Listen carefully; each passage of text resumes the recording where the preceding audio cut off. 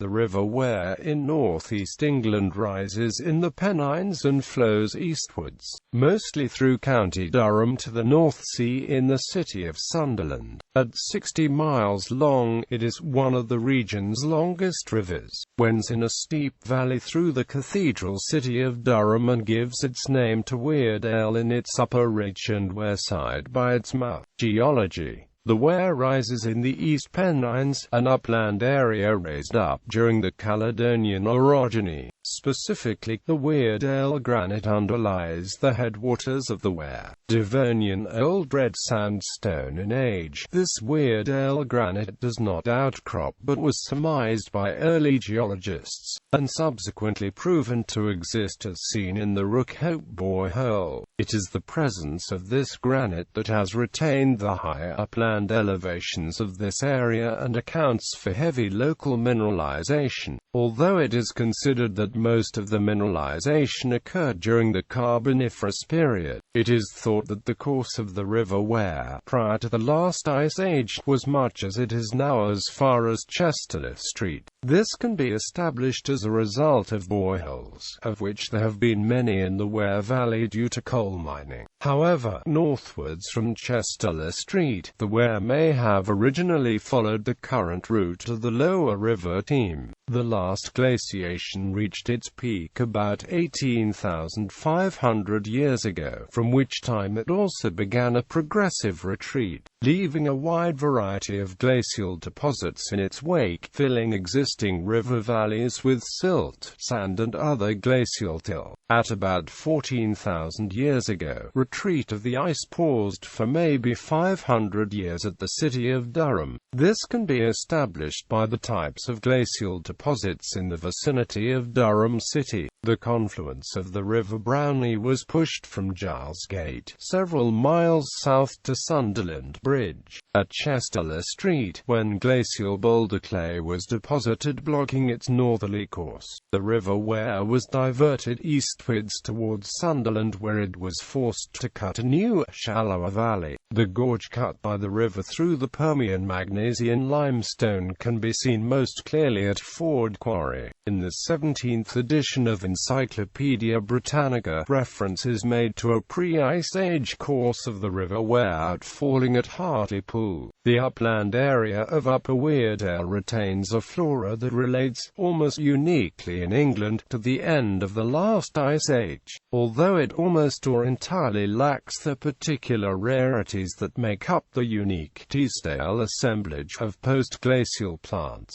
This may in part be due to the Pennine areas of Upper Weardale and Upper Teesdale being the site of the shrinking ice cap. The glaciation left behind many indications of its presence, including lateral moraines and material from the Lake District and Northumberland, although surprisingly few drumlins. After the Ice Age, the Wear Valley became thickly forested. However, during the Neolithic period and increasingly in the Bronze Age, were largely deforested for agriculture. Industrial history. Much of the River Wear is associated with the history of the Industrial Revolution. Its upper end runs through lead mining country, until this gives way to coal seams of the Durham coalfield for the rest of its length. As a result of limestone quarrying, lead mining and coal mining, the Wear Valley was amongst the first places to see the development of railways. The Weardale Railway continues to run occasional services between Stanhope and Walsingham. Mining of lead ore has been known in the area of the headwaters of the Wear since the Roman occupation and continued into the 19th century.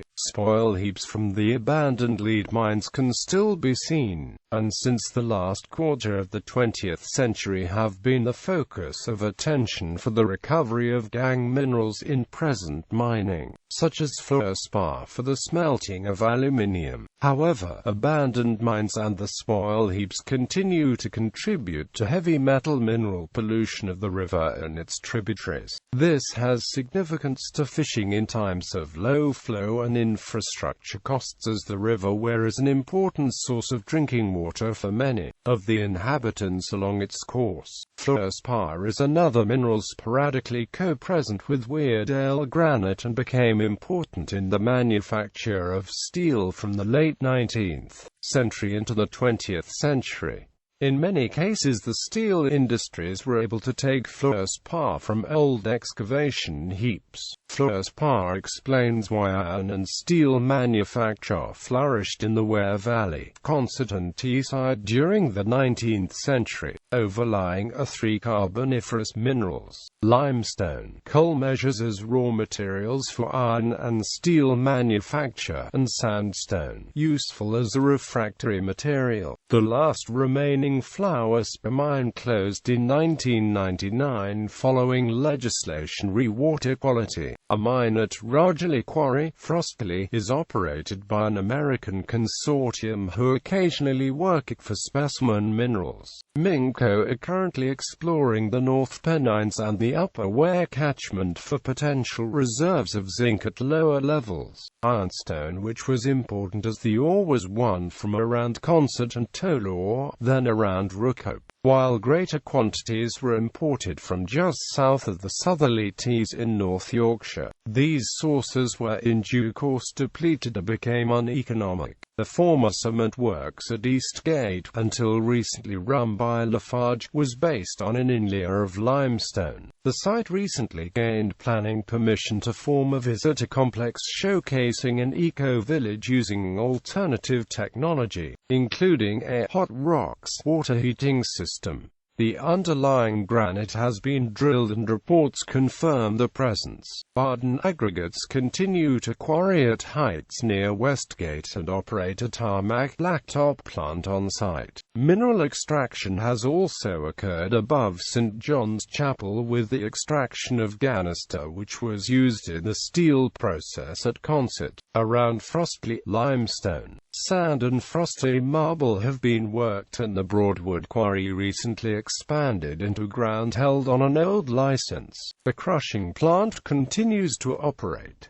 A quarry at Bollyhope was also mooted on a similar basis, but plans seem to have been discontinued. Frostley marble was used extensively in church architecture. There are local examples in St Michael's Church, Frostley, and Durham Cathedral. Course, rising in the East Pennines, its headwaters consisting of several streams draining from the hills between Kilhope Law and Burnhope Seat. The head of the river is held to be in Wearhead, County Durham, at the confluence of Burnhope Burn and Kilhope Burn. This is shown on Ordnance Survey maps, and on the County Durham GIS online. However, a map produced by Durham County Council, and used on an interpretation board at Cows Hill, shows the River Wear taking in the northwest Kilhope Burn from Wearhead up to Kilhope. Accepting that this apparent extension of the Wear is an error, it can be assumed that there are attempts to reclassify Kilhope Burn as the River Wear. On some analyses, this practice of backtracking is common in the study of rivers, as it gives the River Wear an issue as the source instead of a confluence,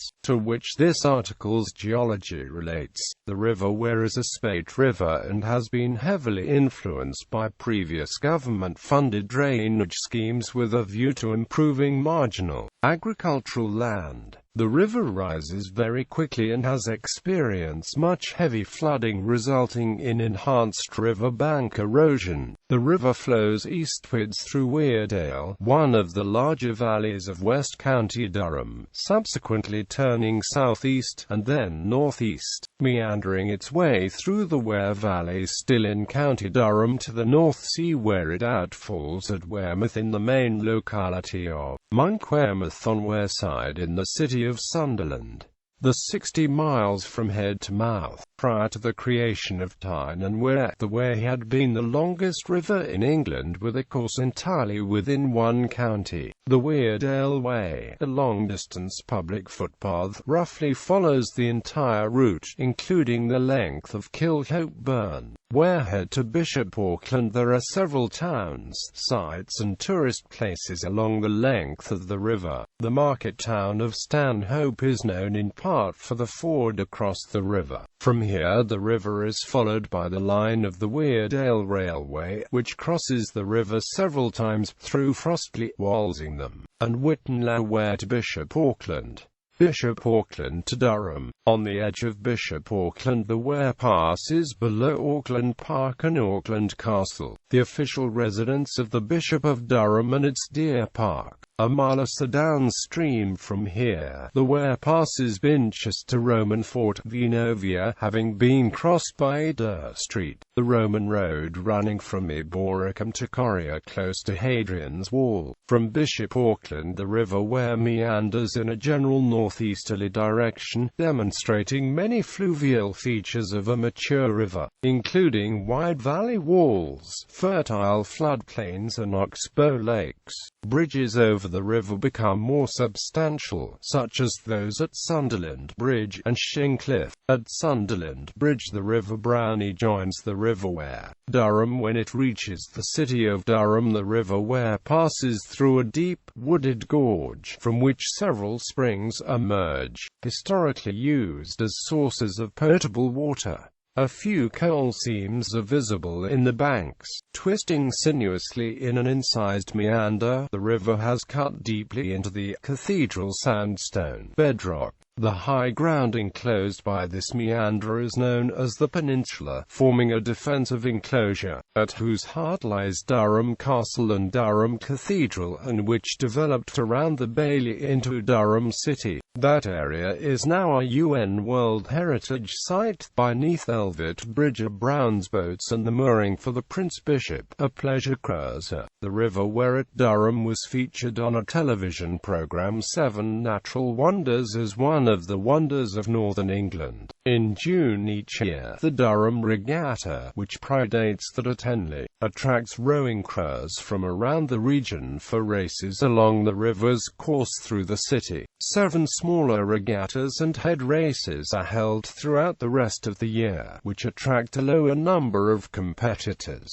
There are 14 boathouses and 20 boat clubs based on the Wear in Durham. 2 weirs impede the flow of the river at Durham, both originally created for industrial activities. The old fulling mill is now an archaeological museum. The second weir, beneath Milburngate Bridge, now includes a salmon leap and fish counter, monitoring sea trout and salmon, and is on the site of a former ford. Considering that 138,000 fish have been counted migrating upriver since 1994, it may not be surprising that a family of cormorants live on this weir, and can frequently be watched stretching the wings in an attempt to dry off after feeding. The river's banks also lend the name to a hymn tune Elvid Banks in the LCMS 2006 hymn book, used for hymn for baptism. Durham to Chester Street. Between Durham City and Chester Street, 6 miles due north, the River Wear changes direction repeatedly, flowing southwestwards several miles downstream, having passed the medieval site of Finkel Priory, a former chapel and later a satellite monastery depending on the Abbey Church of Durham Cathedral. 2 miles downstream, the river is flowing southeastwards. The only road bridge over the Wear between Durham and Chester Street is Cocken Bridge. As it passes Chester Street, where the river is overlooked by Lumley Castle, its floodplain has been developed into the riverside, the home pitch of Durham County Cricket Club. Passing through the Lambton Estate and near Lambton Castle, the river becomes tidal and navigable. Chester Street to Sunderland. On exiting the Lambton Estate, the river leaves County Durham and enters the city of Sunderland, specifically the southeastern edge of the new town of Washington. At Fatfield, the river passes beneath Worm Hill, around which the Lambton worm is reputed to have curled its tail. Already the river banks are showing evidence of past industrialization, with former collieries and chemical works. A little further downstream the river passes beneath the Victoria Viaduct, named after the newly crowned Queen. The railway viaduct, opened in 1838, was the crowning achievement of the Leamside Line, then carrying what was to become the East Coast Main Line. A mile to the east is Penshaw Monument, a local iconic landmark. As the river leaves the environs of Washington, it forms the eastern boundary of Washington Wildfowl Trust. Sunderland having flowed beneath the A19 trunk road, the river enters the suburbs of Sunderland. The river banks show further evidence of past industrialization, with former collieries, engineering works and dozens of shipyards. In the time, Wearside shipbuilders were some of the most famous and productive shipyards in the world. The artist L.S. Lowry visited Sunderland repeatedly and painted pictures of the industrial landscape around the river. 3 bridges cross the Wear in Sunderland: the Queen Alexandra Bridge to the west, and the Weymouth-Railton Road bridges in the city centre. On both banks at this point there are modern developments, some belonging to the University of Sunderland and to the National Glass Centre. A riverside sculpture trail runs alongside this final section of its north bank. The St. Peter's Riverside Sculpture Project was created by Colin Wilborn, with crime novelist and expert Chas Brenchley. They worked closely with community groups, residents and schools. As the river approaches the sea, the north bank has a substantial residential development and marina. A dolphin nicknamed Freddy was a frequent visitor to the marina, attracting much local publicity. However, concern was expressed that acclimatizing the dolphin to human presence might put at risk the safety of the dolphin regarding the propellers of marine craft. The south bank of the river is occupied by what remains of the port of Sunderland, once thriving and now almost gone. The River Wear flows out of Sunderland between Roke Pier and South Pier and into the North Sea. Gallery.